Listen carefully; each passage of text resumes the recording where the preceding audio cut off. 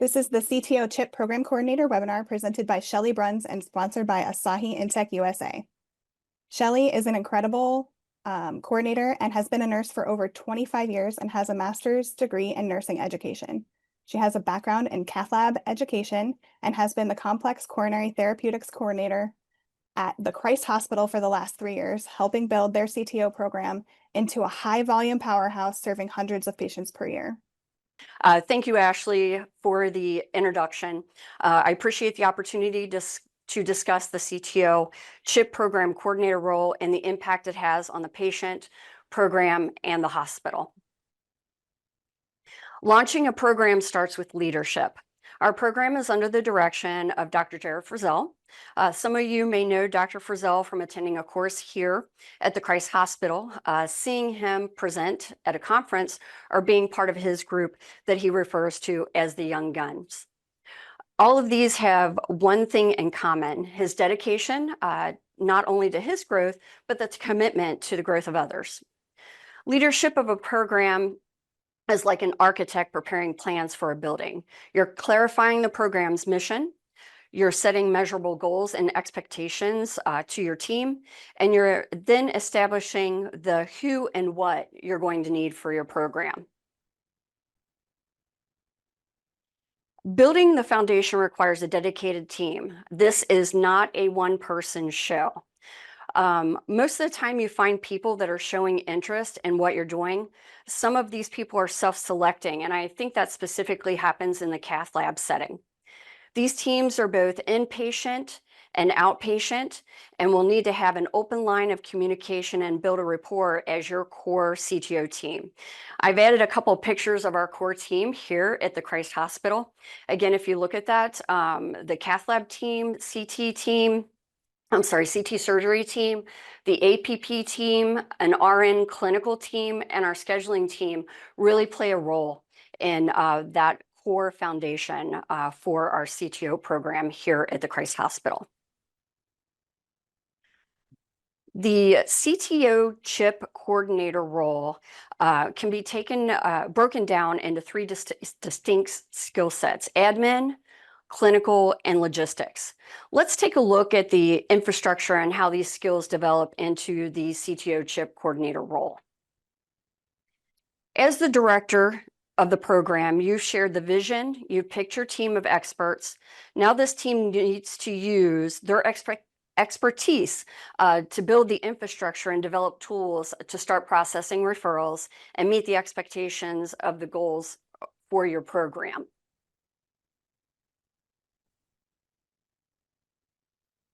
The referral process, you can see here that we've separated that into internal and external referrals, because typically there are some different tasks involved with processing. Internal referrals are usually already in the facility, in your system already. And I usually receive these by Epic CTO referral, which we do have built into our system here at the Christ Hospital. I also, specifically with internal referrals, Dr. Frizzell will tag me in an Epic chat message or just give me a call to let me know that this patient is going to be referred to our program. The external referrals I find are just a little bit more challenging because the mode of contact can be from any direction. I used a few examples here. With those external referrals, there are patients that will self-refer. There are patients that might have been already in our program and they will tell a friend. And then we also have outside physician referrals as well. And those can come in via fax, via email. They're a message from Dr. Frizzell because that physician has reached out to him personally to talk about that patient. What I find is the important part is how a standardized process of processing these referrals is incredibly important. So you can see that 1/3 of our referrals come from an external source, and then 2/3 of those referrals come through us from an internal source. So as I said, what's really important is the fact that you come up with some type of standardized process with how to get these referrals through to the procedure day. So this is the CTO referral flow pattern tool that is my current standardization that I use here in our program. Some quick background on its development. Dr. Frizzell had been hired about 4 months before I came on. So he already had a established clinic nurse. They were already processing some of these CTO referrals before I joined the team several months later. So when I came on, I just simply didn't know where I would fit in to this process. So what we end up doing is we sat down together, the clinical nurse that was already established, myself and Dr. Frizzell, and looked at the expertise and background from the team members. And then we reviewed his vision and goals of the program and came up with this. Um, it really helped, this tool really helped clearly define the responsibilities. It alleviated confusion of who was going to do what with the process of moving these patients through the CTO flow referral pattern. It streamlined patient care and made us a more efficient and cohesive team, which is incredibly important. Let's take a look at the breakdown of these sections as we formulated those. So on the intake part of that, this is kind of a mini case review. This is the only paper that I use. Everything else is documented into Epic. I use this to prepare for the initial contact for the patient. I do a quick who, what, why to familiarize myself with the patient. This call will be probably the most important one you will make to the patient because you're introducing yourself, the program, and the operator, and it's the patient's first impression of how the program is going to run. This is where you're building your rapport with the patient. And I do this for both internal and external referrals. So as I said, I familiarize myself. I kind of start creating a brief story to put together the patient's cardiac story. And this really helps me when I call the patient. They know that I know a little bit about them. I know that why they're being referred. I can answer some introduction questions. So again, you're building that trust and rapport with the patient as they start moving through this complex process. The clinic preparation requires many steps. So when we did the intake, that was kind of just getting yourself familiarized with the patient and beginning that relationship. But when I prepare for the clinic visit, depending on what the operator's expectations are, and that will be different throughout facilities. And so whatever they have asked you to complete for them, this is what we do here at the Christ Hospital. So when this patient is set up for their clinic visit, we offer different types of clinic visits. This can be a traditional face-to-face visit, a televisit, or a telephone visit. In my role, I retrieve all the cardiac images, reports, and kind of get the cardiac story ready to go for the patient's clinic visit for the operator. Once a treatment plan has been discussed when the patient comes in to see Dr. Frizzell, I meet with the patient afterwards. This absolutely reinforces your role with how the patient sees you and being their person throughout their complex journey. So this reinforces your role with the patient and allows you to focus on relaying the complex treatment plan, patient education, and those procedure instructions. During a busy clinic where we have CTO consults scheduled back to back, I really have to rely on my clinical nurse staff. So when I'm talking about that, that is Dr. Frizzell's established nurse. We work together as a cohesive team. So she is also educating and preparing the patient. I absolutely do my best to make sure that I can get in there. Even though she's doing all those very, very important tasks, I really want to introduce myself to the patient because they're at that time, they are getting my direct telephone number and information so they can contact me throughout their journey. So we really have a very cohesive team here where um, myself, I go in the room with the patient, the clinical nurse goes in the room with the patient, and of course we have our scheduling staff and couldn't do the follow-ups or anything like that without their help. So it definitely is a complete cohesive team when we're trying to prepare this patient for their procedure and then also get them scheduled for their follow-up visit. The logistics piece, this is where I feel like I really come to light as a leader with being the CTO CHiP coordinator. This is where coordinator takes a very defined leadership role. Not only do I assist the patient as they transition through the CTO referral pattern, flow pattern, but I'm also a protector of the clinic and the cath lab schedule as the operator. And just briefly with that, when we're scheduling procedures, I work directly with the scheduling cath lab scheduling team, and we have a very open line of communication. So not only does Dr. Frizzell have to complete the CTO procedures that we're scheduling in clinic, but he also has other procedures that are required while he's in the cath lab. So there's a lot of logistical pieces that go together of placing this patient on the procedure schedule. Typically, when I begin a clinic, it's very important for me to reach out to that team, and I try to get some times and dates available before we even get started. Then I kind of know where I am with things and how far out that we're scheduling.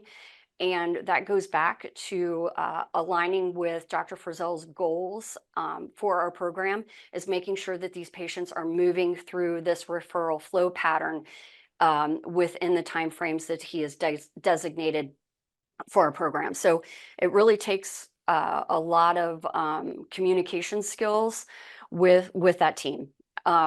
Also, when I'm talking about protecting his clinic schedule, and we might touch base on that a little bit later, but protecting his clinic schedule is the opportunity to have dedicated CTO CHiP slots in his clinic schedule. That helps a lot, and I'm sure that you've seen it with your own practice. It really helps a lot with having those dedicated spots where someone else cannot schedule over that. So when I'm doing the intake, I really kind of have a number in my mind of how many office visits I have available. And I also have an idea of how far out we're scheduling. So I can really work with the patient because most of the time when they're calling you and we're doing this intake, they're very anxious. So I really want to have some time, some dates, and just be able to answer some of those questions for the patient. So logistics plays a very large role in the coordinator position.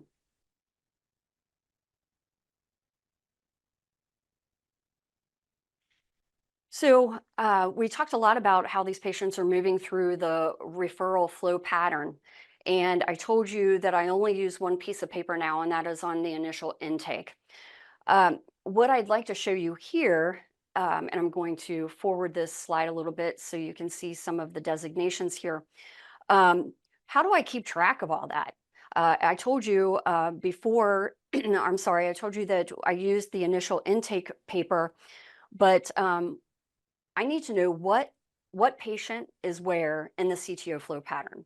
And at any one time in that pattern between the intake, the clinic visit, procedure scheduling, follow-up, I have somewhere between 40 and 60 patients. They're somewhere in that flow pattern. Um, and I needed some serious help to track them, to track those. In the beginning, I had paper, I had Excel sheets, I had folders, I had notes. And I and to keep up with all that was to tell you the truth, a hassle. then I happened to take a look at a patient because these patients go across the heart and vascular service line.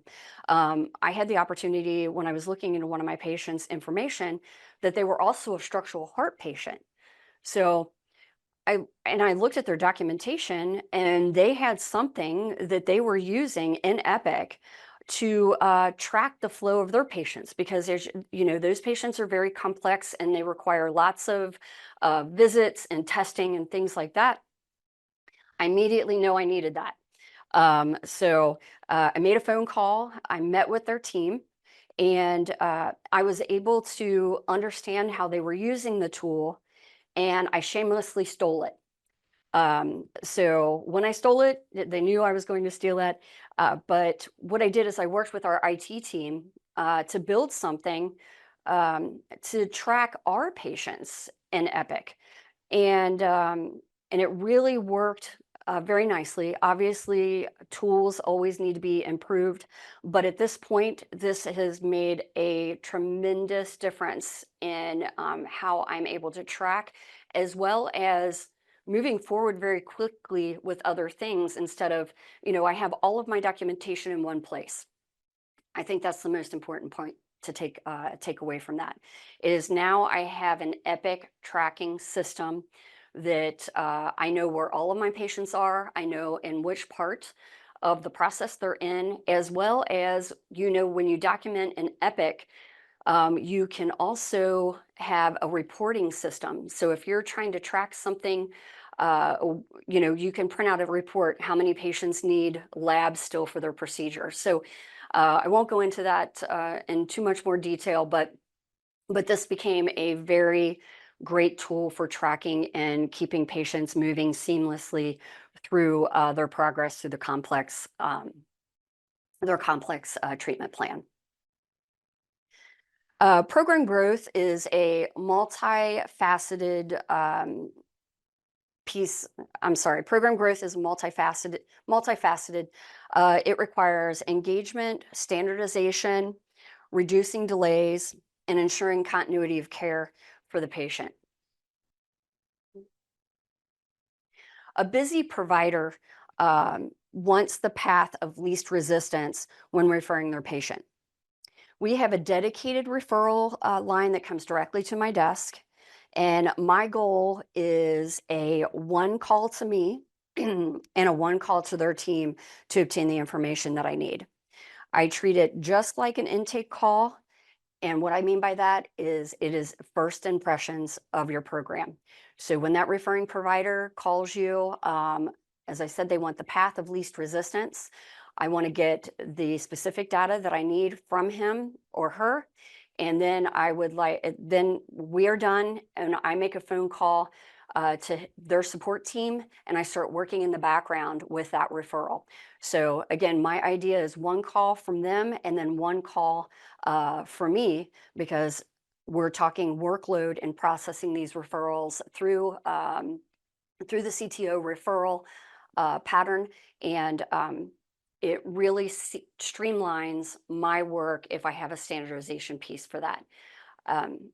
And a dedicated line is incredibly helpful. Sometimes that cuts down on all those miscellaneous avenues that people can contact you.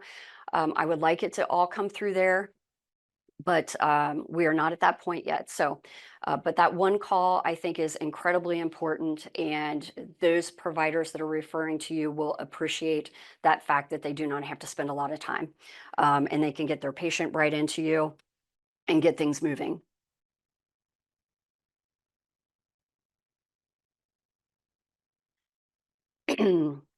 From patient intake to post-procedure and continuity of care transitions, it's important to close the loop of communication. Getting that patient back to the referring provider and providing them with the information to continue care goes a long way with continuing to grow your program. So if you look at this transition that we have here on our slide, we've talked a lot about patient intake. We've got them to the procedure. They've seen us in post. We've kind of closed the loop with the patient.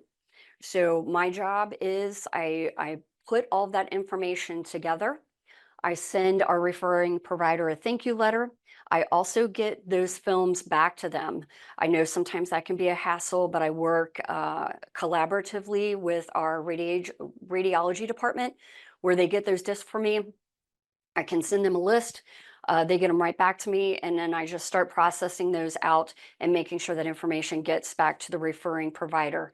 It goes a long way, specifically with continuity care for the patient, as well as that referring provider knows that that patient is coming back to them. Those patients report that they're feeling better. And if the process is easy, and those things are coming back to them, it really makes a difference in how many referrals that you're going to be getting from that particular facility, because that referring doctor is going to tell his other colleagues about the patient experience.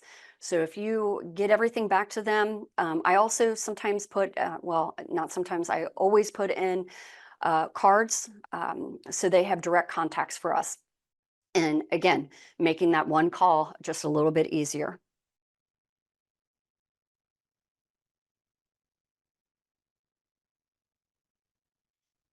There are multiple disciplines caring for this patient at any given time. Here, the first part of this slide, you see that core team where the where we're taking care of that patient and doing the things that we need to get that patient to the procedure. But if we advance this slide, you'll see the extended care team. And what's really important here is streamlining communication to prevent fragmented care as your patient is moving through the process. It also helps with managing last minute procedure cancellations, which can happen. So if I use an example of, let's say the patient is a dialysis patient, and we have them scheduled for a procedure. That takes some work with collaborating with the nephrologist, and then also collaborating with that inpatient team that is going to be preparing that patient on the day of the procedure. So if we need to get their dialysis plan, I will speak to the nephrologist or whoever's treating that patient.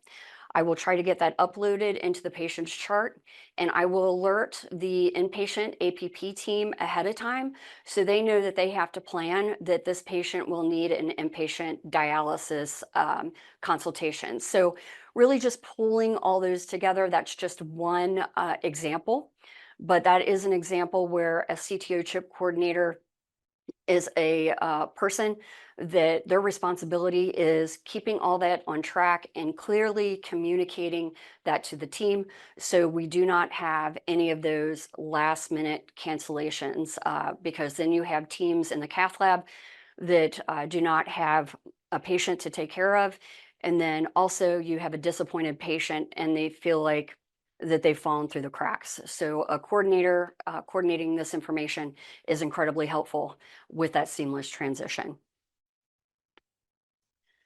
So we had the opportunity to discuss the program vision. We've discussed building the team and creating standardized processes and program growth. But what about the patient? So by the time the patient has reached the program, they've typically been on an emotional healthcare roller coaster. When you first speak with them, they may be skeptical, they may cry, they may be angry, but most of all, they're scared. And, some examples of that that I've had with a patient, when I've talked to them, they were told nothing can be done for them. Why do we think that we can do something for this patient? Or how can we do something for them? They've also sometimes been lost in a fragmented healthcare system. So again, by the time they get to us, there's lots of emotions, but one of the things, they're just scared. But guess what? They finally found you, and they're looking for you, looking to you for your expertise to getting them through the pathway. You've taken on the role of the educator for this patient to help the patient translate complex treatment plans. You're helping them gain health literacy, and you're actually being their support person through this CTO referral pathway. Each patient has a cardiac story. The patient pictured here had a similar struggle with fragmented care before finding our program. He was a young, active guy who loved to travel with a spouse. Unfortunately, his quality of life wasn't the same due to his symptoms. This patient had multiple stage procedures.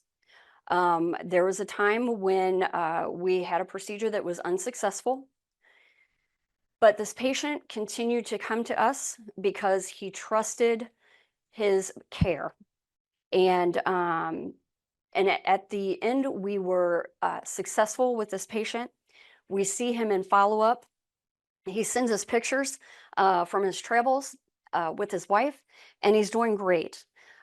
What's really important is to listen to these patients, understand their cardiac story, and just tailor their care based around those individual needs. Most of these patients have had other medical conditions that place them in a high-risk category. This requires multiple layers of managing and assisting the patient with navigating these things. And I made an example earlier, dialysis is one of those things. Communicating with the patient and extending care team and an extended care team throughout the process leads to a seamless, high-quality patient experience. So communicating with him, with your patient, gives them the opportunity to continue to ask questions. You help them through their journey. And again, that seamless line from going intake to follow-up. Regardless of where you are in your program's journey, you've probably had to collaborate with your hospital administration. Earlier on in the presentation, we discussed tracking patient data, your goals, and your growth, and so on. Here you need to add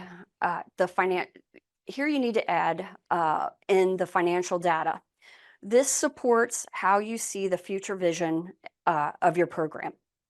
Knowing your numbers and presenting your data can support hiring, securing more lab time, and getting dedicated CTO patient clinic slots built into your schedule, which is something that we talked about earlier.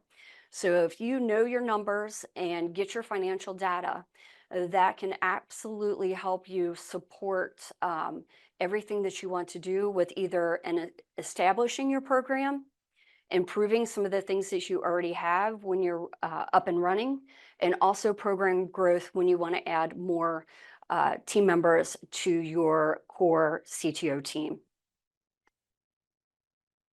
All the tools that you put into place for patients so they receive a seamless, high quality experience lends to patient satisfaction and also drives reimbursements for your program. I mentioned some of the educational activities that Dr. Frizzell participates in. I really wanted to align my participation in education with the goals and growth of the program. Education and extensive collaboration is just an extension of the coordinator role. From running complex discussions weekly, where we have a complex coronary discussion, presenting the role of the coordinator, and hosting courses as well as co-hosting courses with industry partners helps the role of the coordinator grow and change.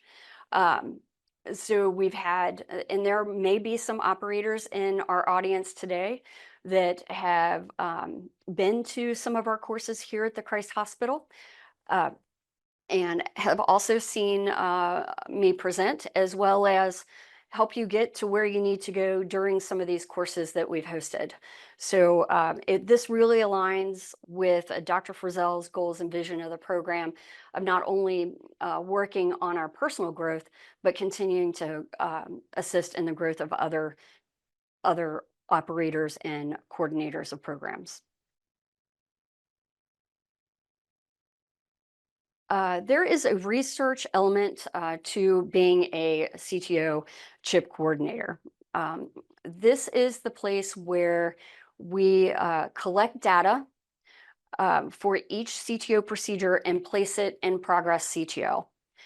This database can be used to support research in the field of CTOs. It supports recognition of your operator by published articles, and the research impacts future CTO patients. And you can see just a quick pool of the research pulled up 140 published articles for Progress CTO. So this is just a database, again, that Dr. Frizzell has for our program. It is one of the program goals that I am requested to participate in. And it is truly a research piece of the role. So putting each and every CTO, regardless whether it is successful or not, this information goes into Progress CTO, and again lends a hand in the research of CTOs as a whole, and just the landscape of what's going on with CTOs across internationally, actually.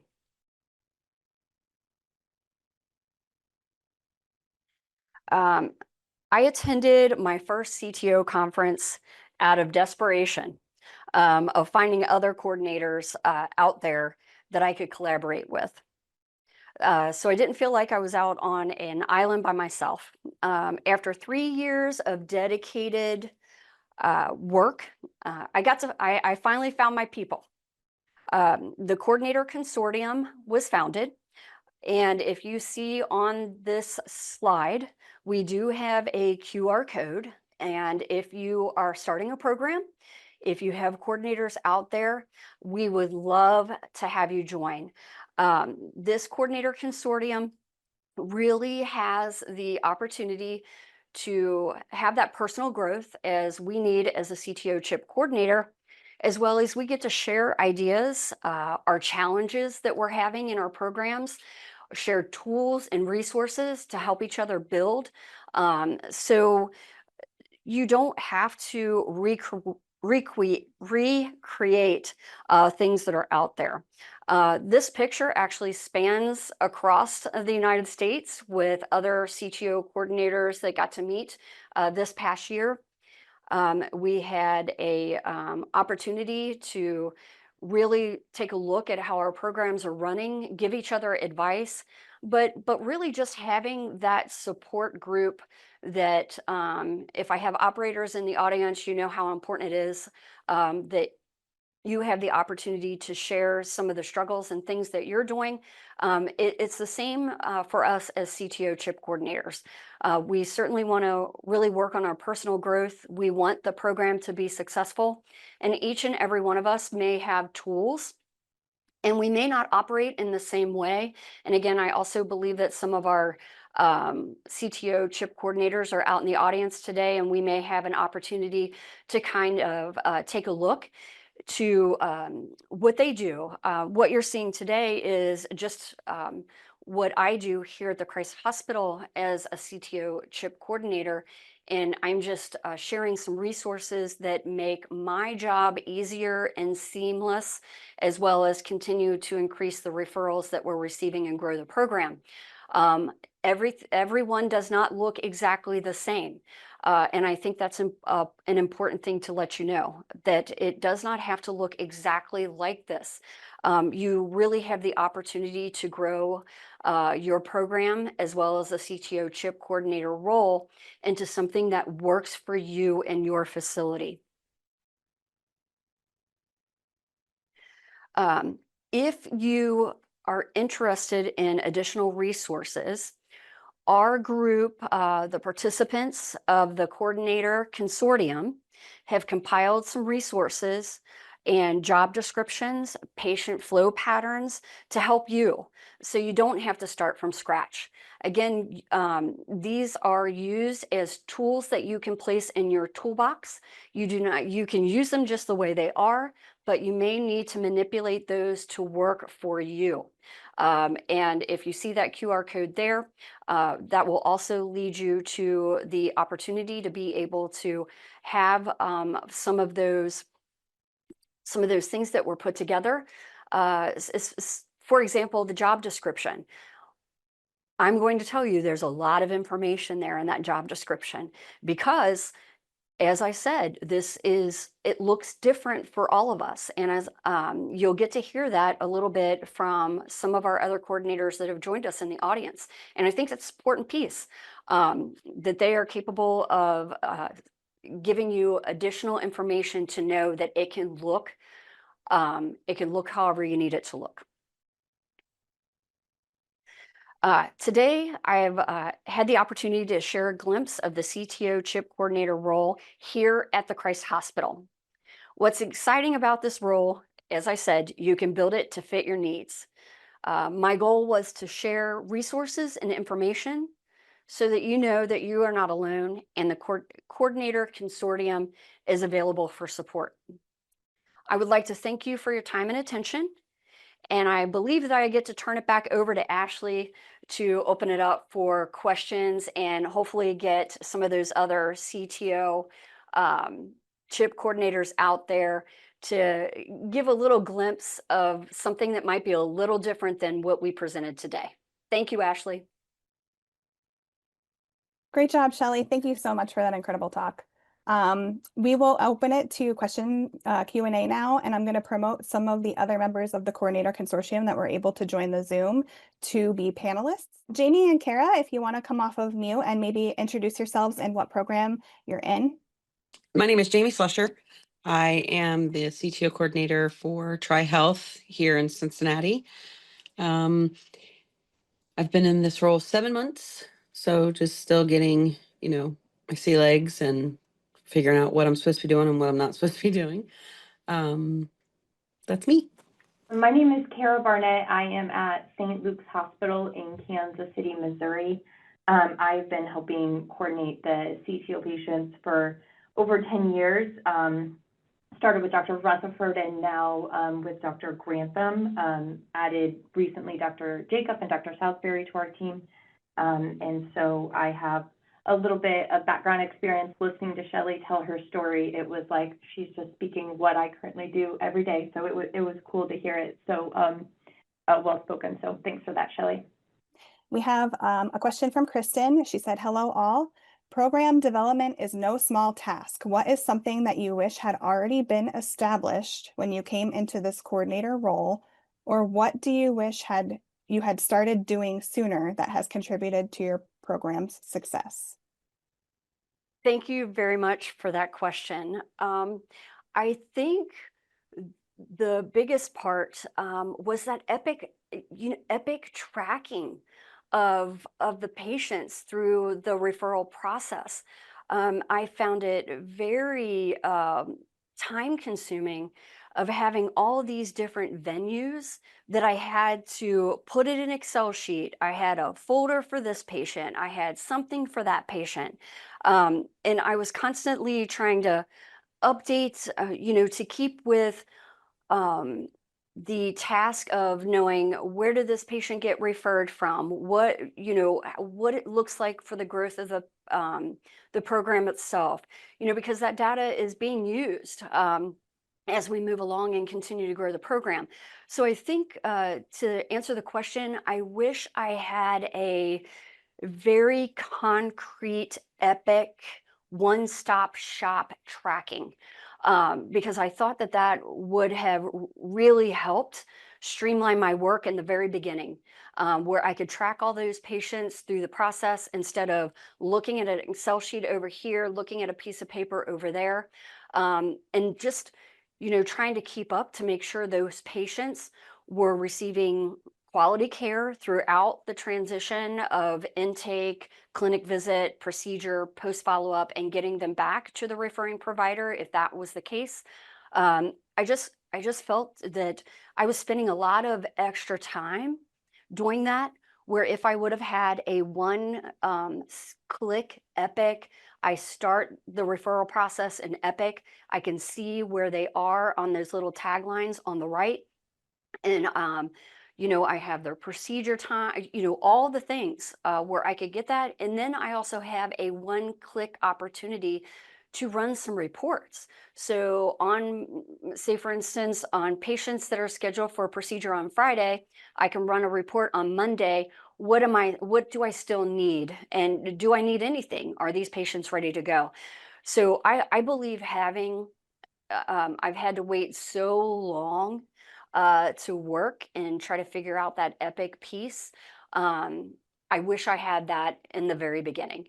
Um, I did get the opportunity to start in the program about 4 months after it was up and running. I feel like I would be at just a terrible disadvantage if they waited a year to add on a CTO coordinator. So I hope that kind of answers your question a little bit, but I believe that Epic tracking and having a one-stop where everybody involved in that patient's care can pull up the information and follow that patient's journey through the complex treatment of the CTO referral pattern.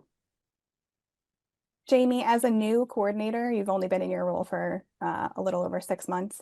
What do you, early on, right now, wish that had already been established when you came into this role? I wish I had Epic tracking established. That seems to be a popular. But the funny thing is, the person she borrowed it from, works with me now. So I have put that bug in her ear because I do have the folders. I have the pieces of paper for each patient, and if I were to go missing, so would all that information. Mm.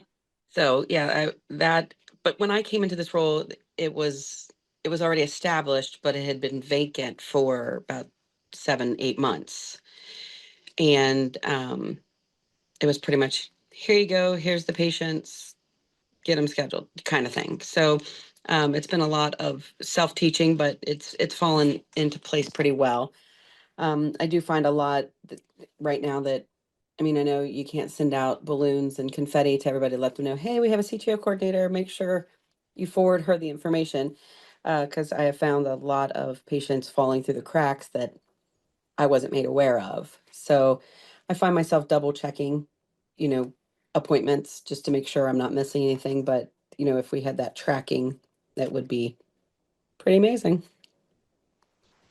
Jamie, I think you bring up a fantastic point, is the fact that exactly if you are not available and you're using the Excel sheets, you have your folders, you have all this paper that are tracking, it makes it very difficult for someone to follow you. And this could be just, taking a PTO day. Having the Epic tracking portion really lends a hand in being able to have coverage as the CTO CHiP coordinator, which again is incredibly important. And where that extensive team that I mentioned of the clinical nurse, our scheduling team, those people can look in that patient's chart and kind of know where you are and what's the next step. God forbid you get ill and have to leave your position for a period of time. I really think that Epic tracking portion lends a hand in keeping those patients on track, as well as knowing where that patient is in the flow. So if something does happen where you're unable to be there every single day, they're still being managed and they're still receiving that seamless quality care that's super important to your program. We do have another question. I have gotten some pushback from physicians when a referral to another operator is suggested because they don't want to, quote unquote, lose their patient. Do you all, as coordinators, have any thoughts on this or advice? So we do have 2 CTO operators here at the Christ Hospital. Most of the time, when a referral comes in, it will designate the operator of their choice. Okay, so I set it up with whichever one they have requested. If I have something come in that does not have a designated CTO operator listed, I really try to get the patient in as quickly as possible. So however that needs to look. I really do not have, I never have that problem here. So I'm sorry that I can't speak to that, a little bit deeper, because they trust my judgment, and they trust that I am processing the referrals as requested by whoever has referred it. So, that's the way I do it. If I have one that does not designate that, I just set them up with the provider CTO operator that is available first. So I continue with that quality care, and I'm staying within the vision and goals of the program that Dr. Frizzell has set forth. So he wants a patient from initial referral to clinic visit, approximately 2 weeks. It can be less. And then from initial clinic visit to procedure is about 2 weeks. So about 4 weeks, I need to intake, clinic visit, procedure information, patient is scheduled for their procedure. I can speak to that a little bit. Our physicians here are really good about just open communication. So if we get a referral internal, most of the time that those two physicians have already chatted Yes. before I even start contacting the patient and getting the information. If it's outside the health system, same thing. Sometimes the doctor has already got the information. A lot of times now it's not. I'm the first contact. But our physician, this actually started with our TAVR team, and we took it over too, is asking for that referring physician's cell phone number. So after the procedure, our doctor can reach out specifically and do that handoff communication, thank them for the referral, talk about anything patient specific that's needed, and then turn them right back over to the team. So I think the biggest thing with that is just to really make sure we're not trying to take the patient, we're not trying to follow up with the patient after this. What we're trying to do is see the patient one time for an H&P, talk about risks, benefits of the procedure, do the procedure, and then hand them right back off to their primary cardiology team, whether that be internal or external. And I think as soon as you kind of establish that boundary, physicians are pretty good to reach out and have the consult. And I think hearing you guys talk about this in the consortium, I think this kind of circles back around to the clinic visit piece that is a struggle for some operators. Like, I don't think that the CTO physicians have time to be taking on all of these new patients after they've done the CTO and be managing their cardiac care from there on out. So like the sending back to the referring physician is like mostly a policy, it seems like, for most CTO operators. Do you think that's true? Ashley, I would absolutely 100% agree with that. So for us, and Jamie and I have had this discussion when we met with the consortium, and this is also like the follow-ups as well. So we work also with one of our physician's assistants here in our office. She is an integral part of our CTO program team. So even with follow-ups, if we are not if I have reviewed Dr. Frizzell's procedure note and the patient is successful, everything looks good. I have already made a follow-up visit with our physician's assistant. Okay, so when the patient is here for their clinic visit, that follow-up, even though they have not had their procedure yet, it is scheduled. I will have their follow-up scheduled with our physician's assistant. If I read that this patient requires a staged procedure, I will contact the patient and I will reschedule their follow-up visit with Dr. Frizzell. But for the most part, and to be perfectly honest, we're not trying to establish patients. Okay, so I think that really also speaks to what Kara was talking about.